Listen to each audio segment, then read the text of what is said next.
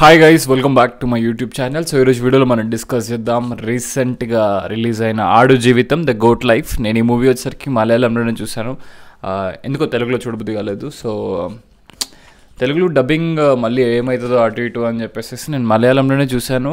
And without any late let's get started. ఫస్ట్గా హానెస్ట్గా చెప్పాలి అంటే, నీకు ఈ మూవీ నచ్చిందా నచ్చలేదా అని అడిగితే నాకు నచ్చలేదు గైస్. ఎందుకంటే నాకేదో అనిపిస్తుంది, ఆర్టిఫిషియల్గా ఒక మూవీని లేపుతున్నారా ఆడియన్స్ అని చెప్పి.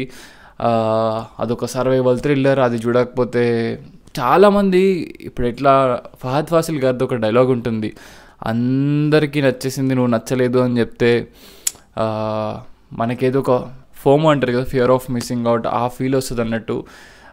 థియేటర్లో అయితే ఫస్ట్ హాఫ్లో లిటరల్గా నెత్తి పట్టుకొని కూర్చున్నా, ఎంతసేపు చూపించిందే చూపిస్తారు, ఏదన్నా కొత్తగా చూపిస్తారేమో అనుకున్నా. ఎక్సెప్ట్ విజువల్స్ ఫస్ట్ హాఫ్లో ఏం కొత్తగా లేదు.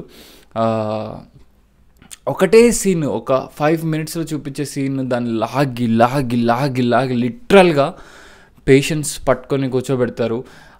డైరెక్టర్ బ్లెస్సీ గారికి డాక్యుమెంటరీస్ తీసిన ఎక్స్పీరియన్స్ ఉంది అన్నట్టు ఈ ఫస్ట్ హాఫ్ కూడా ఒక కత్తిలాగా, ఒక డాక్యుమెంటరీ లాగా చూపించారు. చాలా బోర్ కొడుతుంది, ఒక పాయింట్ ఆఫ్ టైంలో ఇరిటేషన్ వస్తుంది. మనం ప్రోగ్రెస్ చూడొచ్చు, హీరో గడ్డం వస్తుంది, జుట్టు పెరుగుతుంది, డ్రెస్సింగ్ మారిపోతుంది, ఆ ప్రోగ్రెస్ చూడొచ్చు. బట్ దానికోసం ఆల్మోస్ట్ లిటరలీ 12:30, 1:30 గంటన్నర తర్వాత ఇంటర్వెల్ వచ్చింది. ఎప్పుడు వస్తుందా ఇంటర్వెల్ అన్న ఫీల్ అయితే వచ్చింది.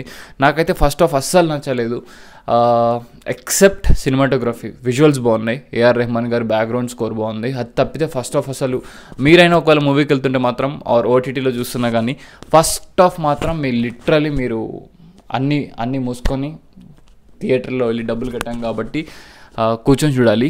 కమింగ్ టు సెకండ్ హాఫ్లో వచ్చేసరికి కొంచెం బాగుంటుంది. ఆఫ్రికన్ క్యారెక్టర్ ఏదైతే ఇంట్రడ్యూస్ చేశారో అతను వీళ్ళ కోసం చేసే సాక్రిఫైజెస్ కానీ, వీళ్ళ తమ్ముడు పడే కష్టం కానీ, అతను పడే కష్టం కానీ, నీళ్ళ కోసం ఎడారిలో చేసే ప్రయత్నం కానీ, అండ్ వాళ్ళ కష్టం చూపించారు. ఆ కష్టం చూపించింది బాగుంది. అది కూడా తొందరగా అవగొట్టండ్రా ప్లీజ్ అనిపిస్తుంది అది. అండ్ సెకండ్ హాఫ్లో కూడా విజువల్స్ చాలా బాగుంటాయి. అండ్ రియల్ లైఫ్లో బుక్లో మీకు తెలుసు, బుక్లో చాలామంది చూస్తే అందులో చాలా కథ ఉంది. అండ్ ఈ కథలో మొత్తం మార్చేసేసి ఓన్లీ బ్రతకడం కోసం అంత కష్టపడ్డాడు అని చూసారు. అండ్ నాకు మూవీలో మీరు ఒక ఆఫ్రికన్ క్యారెక్టర్ చూస్తే అది నాకు ఎందుకో క్లియర్గా చూపించలేదు అనిపించింది. అతనేమో వీళ్ళ కోసం ఇంత కష్టపడతాడు అని అతన్ని వాంటెడ్ లిస్ట్లో పెడతారు పోలీసులు. నాకు అది అర్థం కాలేదు. ఎవరైనా తెలిస్తే do let me in the comment section, నాకు తెలీదు.